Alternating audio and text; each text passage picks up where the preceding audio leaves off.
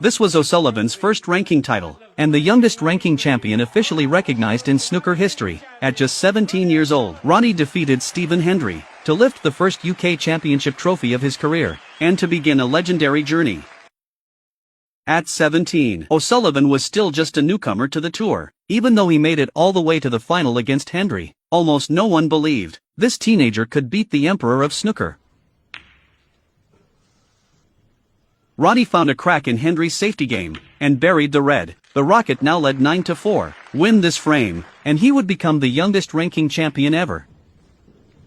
Ronnie gave Handry no chance to touch the cue again. He chose to finish the match in one visit. You can see it here. Even though O'Sullivan was still a minor, his technique and accuracy were already on a frightening level. But more shocking than the skill was his mentality. Facing Handry at his peak, 90% of players would feel fear. Young Ronnie felt none of it. Remember, he had only been a professional for 1 year.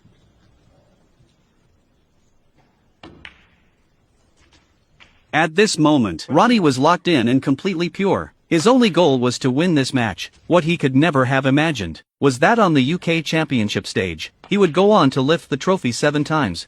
28.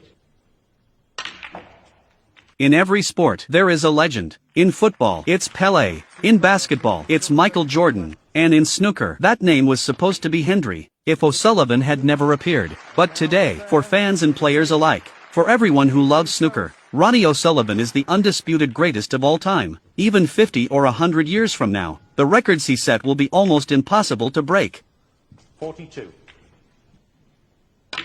Even in this decisive frame, Ronnie never slowed his pace. Back then, he still didn't have the nickname the Rocket. That would come 4 years later at the World Championship, when he fired in the fastest 147 in history, in just 5 minutes and 8 seconds, and earned the name from the fans.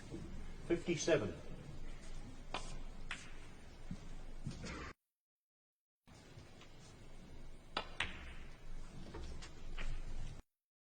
Handry sat quietly in his chair, watching and appreciating the teenager's performance. He still looked confident, because this was still his era. Ronnie was brilliant, but the Rockets' dynasty was still 10 years away. Know that was the one. The reds on the table kept disappearing. The title was getting closer and closer, but Ronnie never rushed. He kept planning every angle, playing every shot with care. That level of composure was far beyond his age. We have to remember one fact: he was only 17. This young man is not 18 yet.